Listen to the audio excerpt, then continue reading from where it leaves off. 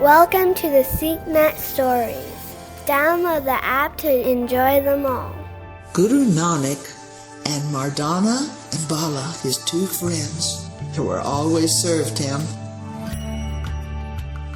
were on their travels. They came to the country of Kashmir, a beautiful valley way up in the northern part of India, near the Himalayas. They came to the city of Srinagar, and the people saw that they were coming, and they were so excited.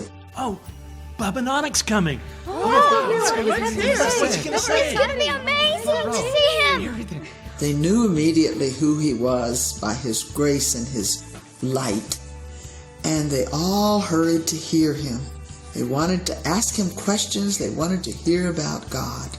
Oh, tell us everything. How can we be happy? What is the meaning of life? What's real? Yeah, what's it all about? Tell us. And in that place there was a very learned Pandit. A Pandit is someone who has studied very hard and long all the scriptures, all the books, all the things. And he had acquired many spiritual, supernatural powers. And his name was Brahm. And he was a devotee of the goddess. And news of that great teacher, Guru Nanak, had arrived, and he heard it.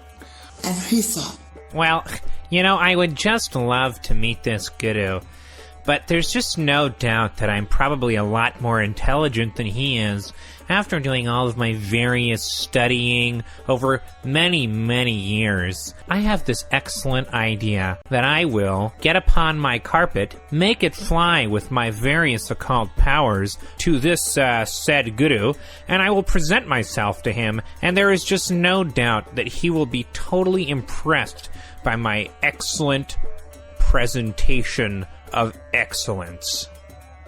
so that was his plan. And he got on his carpet that day. Sure enough, up he levitated. Across the town he went. He saw all the crowds of people all gathered, and they looked so happy and they were so excited.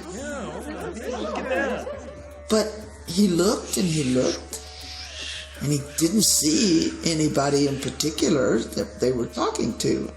And he landed his carpet, and he looked around, and he could not see Nanak. Excuse me, ladies and gentlemen, is the guru present? I do not see him at the moment. He's right here. Can't you see him? He's right in front of us. He has a beautiful right voice. there. This is beautiful. I love this guy. And Brahm was embarrassed to say that he did not see the Guru at all. He couldn't see any of the beauty around him. And he was very frustrated, and he thought, What? They must be making fun of me. I'm sure of it, because I have a very acute eye, and I am not able to see him at this very moment. So they are most certainly having it on with me. and he tried to make his carpet get up and fly away. But it didn't work. He couldn't levitate anymore. He tried all his tricks, but nothing worked. He was even more embarrassed. The people were kind of looking at him, kind of smirking a little bit maybe. And His carpet's not working. He's a few threads short there.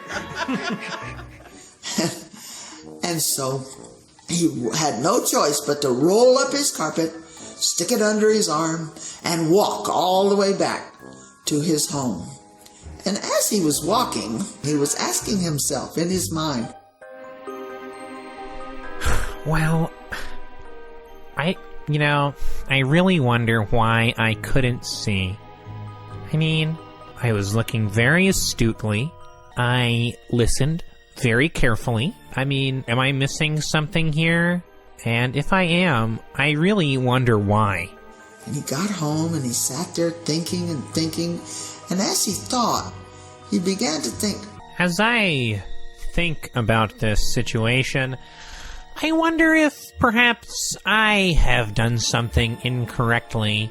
I was just trying to share something that I had learned. but couldn't figure it out. And his friend, his servant, came in to serve him, and he said, Servant, was the Guru in fact there? and the servant said, Sir, oh yes, he certainly was. He was there, and he talked to everyone, and he was so kind and so beautiful, and we had such a happy day. Well, if that is in fact true, then why, when I looked to see him, could I not see the Guru as well? Why could I not see the Guru?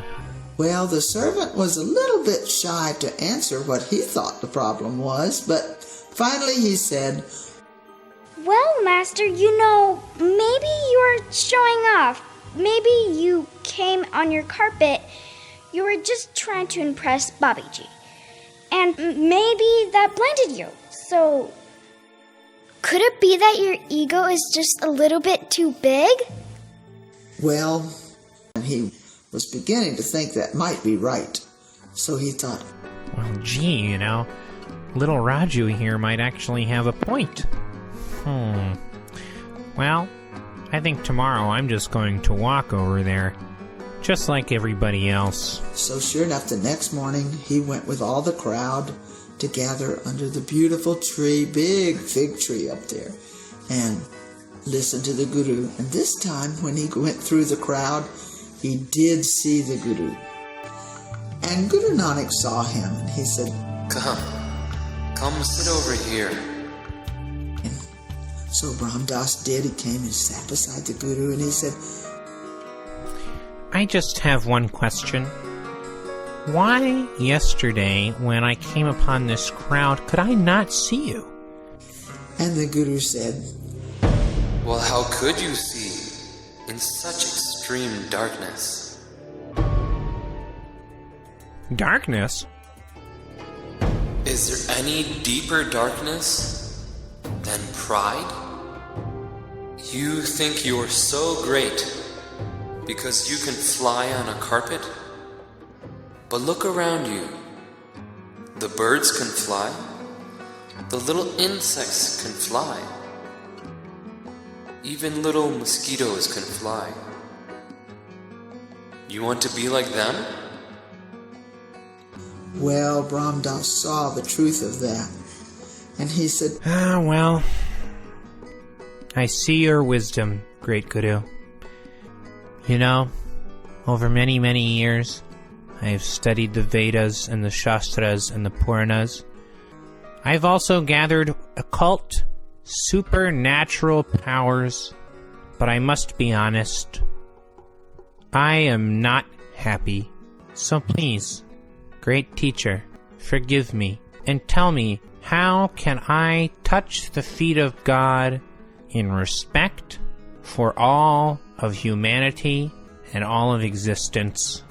and the Guru stayed with him, and he told him, You have worshipped gods and goddesses, and just like humans, they are temporary. You have followed men of great knowledge, and you have become lost in that knowledge. That kind of knowledge, which increases the darkness of ego, will not help. Words are only meaningful when you realize the truth they represent. These are all just symbols. We must look within.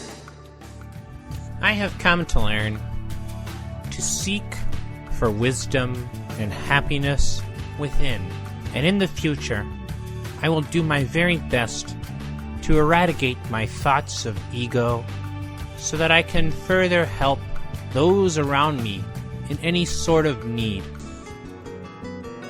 Guru Nanak sang beautiful hymns for all those there. If someone is praised by all, if someone is powerful and tall, but there's no internal sacred call, it doesn't really matter at all.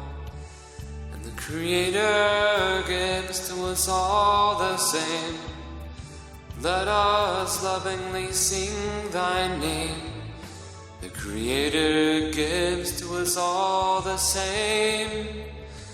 Let us lovingly sing thy name.